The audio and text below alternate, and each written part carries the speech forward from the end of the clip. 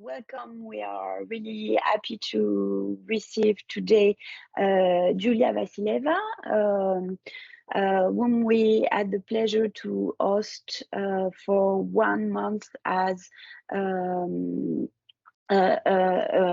visiting researcher of the EUGENDERING chair and the EU-NMUT Center of Excellence in 2023.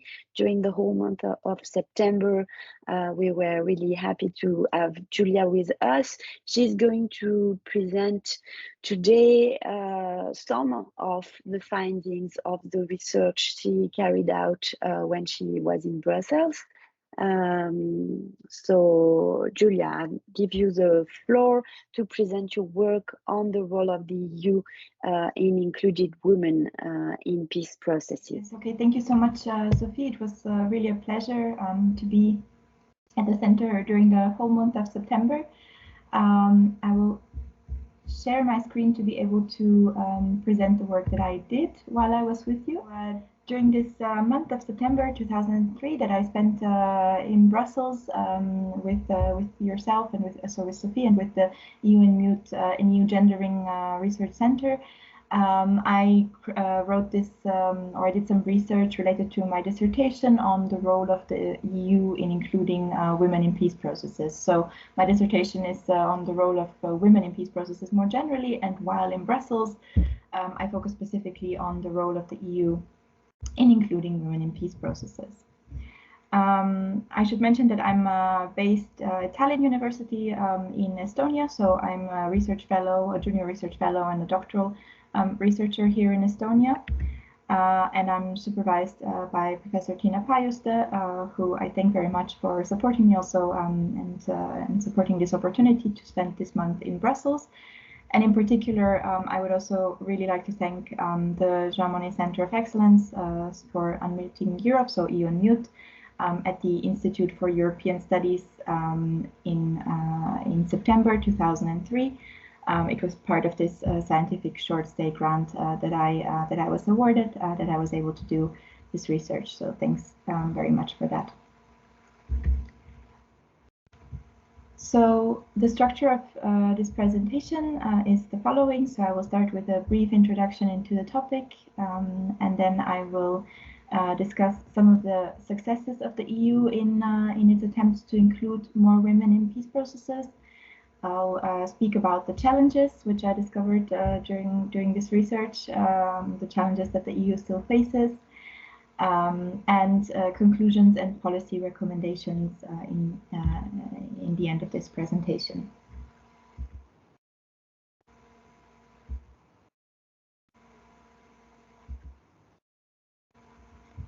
So generally, the need to include women in peace processes is recognized in various EU policy documents, but such commitments often do not translate into actual presence of more women at negotiation tables and beyond. We know that the participation of women in peace negotiations and generally in peace processes remains low.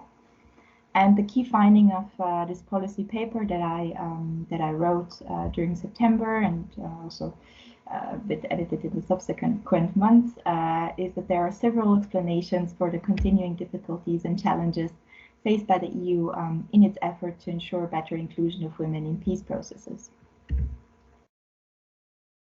Those challenges, I call them reasons for exclusion, are categorized as these four: elite-dominated hard power negotiation structures, the cultural excuse, or more sort of linked to socio-cultural, societal reasons, psychological reasons, and the need to for empowerment of women, and insufficient implementation of commitments made by the EU to include women under the existing policy and legal framework. And the paper stresses the need to be aware of those reasons and to address them in order to ensure that the presence of women's voices in peace processes increases, so to unmute them. In terms of methodology, I did an overview of the EU's commitments and actions taken so far to ensure better conclusion of women in peace processes. And I conducted 10 semi-structured expert interviews in Brussels during so throughout 2023. Most of them were in Brussels, two I think were online.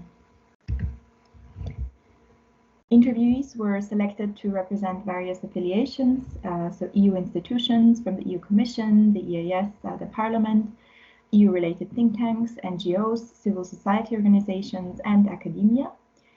And all interviewees were selected based on their extensive experience in EU affairs, peace and conflict studies, and their expertise on women and gender issues related to the field.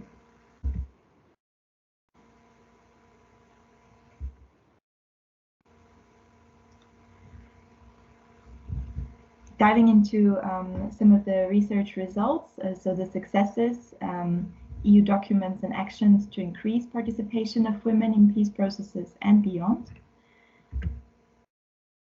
So one of the objectives of any peace process should be to represent the full voice of a conflict-affected society with the diversity of its population. And the convincing argument has been made by international lawyers that next to normative commitments in international policy documents, the requirement for inclusivity of a peace process may be derived from certain principles of international law itself. So those are obligations potentially under international law, or some provisions of international law from which this need for inclusivity of a peace process derives. When it comes to inclusion of women in peace processes, representation should be ensured on all levels, from the leadership level to the grassroots. And famously, there is also a UN Security Council Resolution 1325, adopted in October 2000, that has enshrined the essential role of women in securing and maintaining peace, and has led many to argue further for a gender-sensitive and gender-inclusive perspective on peace and security.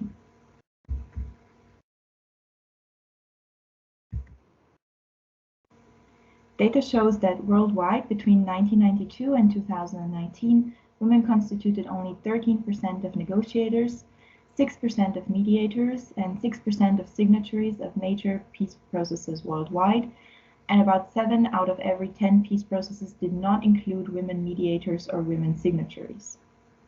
In addition, between 1995 and 2019, the percentage of peace agreements with gender equality provisions increased from 14 to 22%. So as you can see, the numbers are really telling us everything about how inclusive we've managed to make peace processes so far, both in terms of participation, but also in terms of provisions that would address gender equality or take gender equality into account. The EU itself has subscribed to this resolution 1325 through its member states within the framework of CFSP, and the EU has also adopted various documents with commitments to include more women in peace mediation and in peace processes. The Women, Peace and Security Agenda, so the WPS agenda, forms an integral part of the EU Strategic Compass. And in 2018, Council conclusions on WPS and the EU strategic approach to WPS and its action plan reaffirm those commitments, as do the most recent Council conclusions from 2022.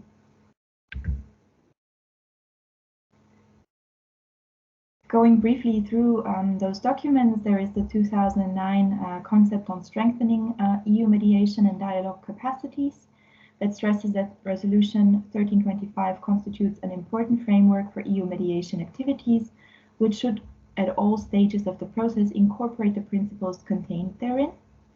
And the Union should contribute to promoting women's equal and full participation in the prevention and resolution of conflicts, peace negotiations, peace building, peacekeeping, humanitarian response, and in post-conflict reconstruction.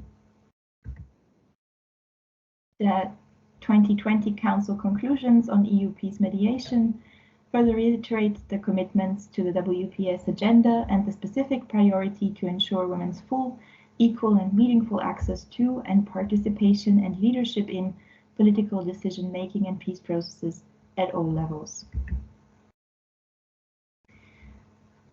The Council concept on peace mediation stresses both inclusivity more generally, as well as the promotion of gender equality and women's empowerment as EU mediation principles, states that the EU will strive to include and enable the participation of more women as mediators, chief negotiators, and political representatives, that it recognizes the important work of national and regional women mediator networks, and it sets a clear target of 33% women participation in all EU actions related to peace processes. Unfortunately, we're not even talking about 50%, we're talking about 33%. And this target is not met in most cases. So EU peace mediation guidelines from 2020 further state that the WPS agenda is a thematic priority. They acknowledge a positive correlation between women's participation in peace negotiations and the quality and sustainability of the agreements reached, and that it is important to challenge attitudes that exclude women from mediation and peace-building roles, and to enhance women's participation at all stages of conflict prevention and resolution. That it also emphasizes the importance of empowering women mediators, which is considered vital to achieve more inclusivity and better representation of women in peace processes and peace negotiations.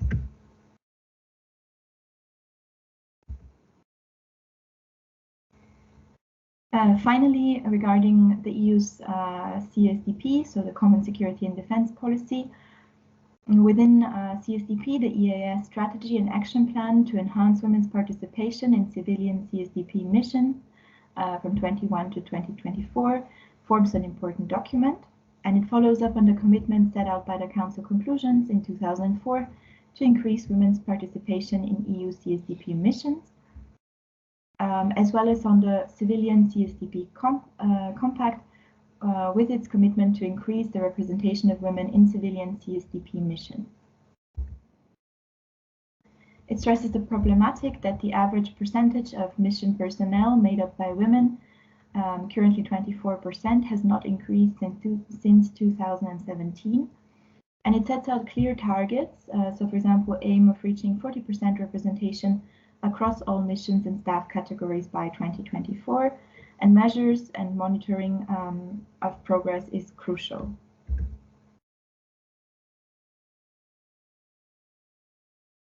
So it can be acknowledged that EU efforts on the matter exist, at least in terms of commitments on paper. However, the de facto inclusion of women in peace processes on the ground remains a challenge, and the attempts to include more women are currently threatened to face stagnation. So this was also stressed in all of the interviews which I conducted.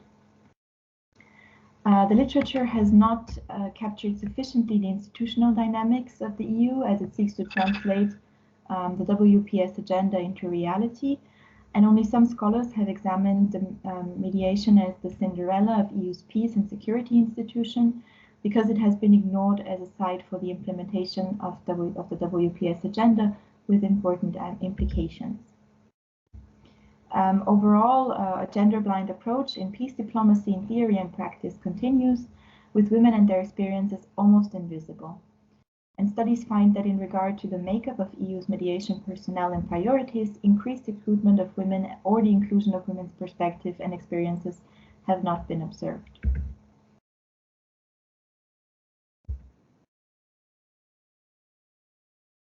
So coming to the challenges, why inclusion of women in peace processes remains difficult, and this was really the question that I was trying to research. Why is it still difficult to increase women's participation in peace processes? The policy paper attempts to visualize the role of the EU in including women in peace processes at all levels and on all sides. As an influential international player in its role as a normative power, the EU occupies a considerably important position in various contexts of wars and conflicts. And this power includes the responsibility to ensure that the process is inclusive by continually stressing the importance of the inclusion of women on all sides and by all parties.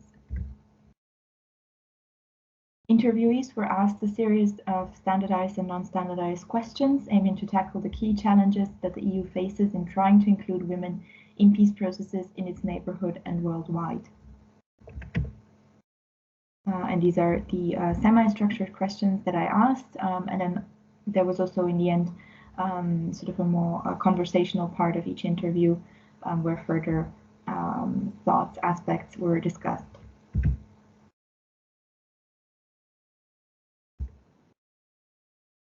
So here are the research results as I've put them in this table. Again, the peace processes as a male-dominated domain in political elites, culture as an excuse often used, the psychological dimension, so empowerment, but also linking youth peace and security and women peace and security agendas, and the non-imposition of commitments made on paper. I'll briefly go through each of them to explain them in more detail. So regarding the first reason for exclusion, these male or elite-dominated peace processes, this is the most obvious, the most obvious reason appears to be that the peace processes and peace mediation are a male-dominated field in their own right. Interviewees identified this reason as going back to the fact that there are often low numbers of women in leadership positions in general, making it impossible to include them then as actors in the peace process if it is led by high-level diplomats or high-level EU officials. When peace processes are led by political elites where women are underrepresented, this automatically can lead to a lack of inclusion of women, so lack of women at high-level negotiations. And hence, interviewees suggested that a stronger involvement of civil society representatives and NGOs might lead to a better presence of women in peace processes, simply because there women are often more active and more represented. The second factor, this cultural explanation, the one of male-dominated cultures, is frequently invoked by certain stakeholders, and all interviewees confirmed that culture as a concept is difficult to define, and stating it as a causal factor for exclusion of women from peace processes seems vague and incomplete. And this is also in line with feminist scholarship that argues that cultures are different around the world, but the exclusion of women happens everywhere. And culture therefore should not be used as an excuse to exclude women or to justify the exclusion of women. The third factor, psychological reasons, so a more complex dimension of the lack of inclusion, according to interviewees, is this psychological dimension. Women are often seen both by others and by themselves as not tough enough for a difficult field of peace and conflict resolution. And this is linked so in this area it would be crucial to strengthen the autonomy and confidence of women so that they can participate in leadership roles and in peace negotiations. And this applies in particular to younger women. So this is also where women peace and security links to youth peace and security, trying to empower younger women as well and to include them in the processes. And the final reason for exclusion is this non-implementation factor. The significant factor that was found is that despite the many commitments to inclusion of women on paper in various documents, the reality shows that no strict implementation of such commitments is made. So for instance, no quota is ever imposed. The leading players rarely insist on the presence of women at the negotiation table, and the pressure that could be exercised is currently insufficient.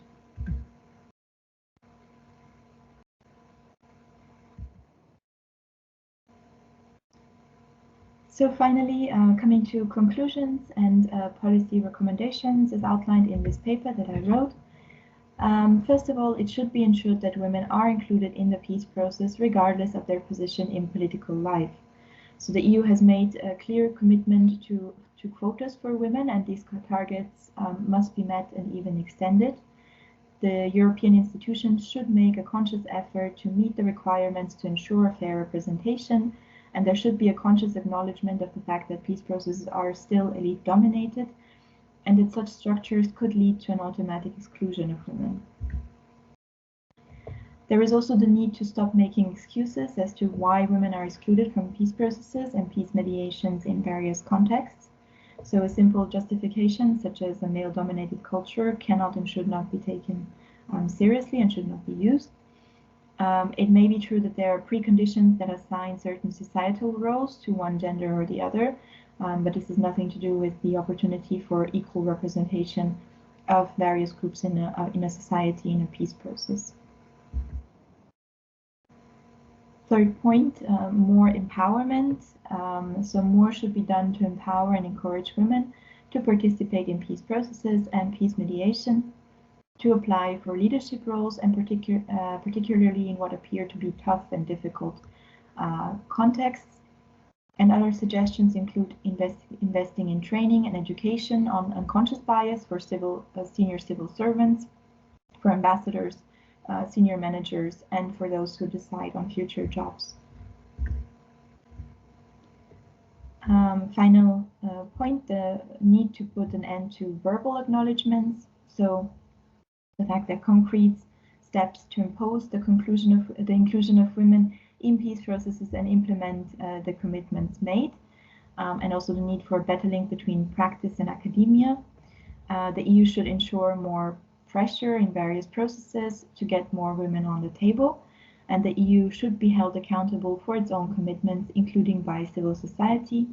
Where quotas are not met, institutions should be more severely criticized for the realities and low number of women in peace processes. So as a final conclusion, I will say that understanding the reasons why women are still not included, so why they are excluded from peace processes, as this paper and this work has attempted to do, is a crucial step in a direction that is both desirable and important. And as interviewees put it, we do not need more narrative and normative commitments, but concrete actions to ensure an adequate representation of women in peace processes and beyond. And the EU should play a leading role in this endeavor.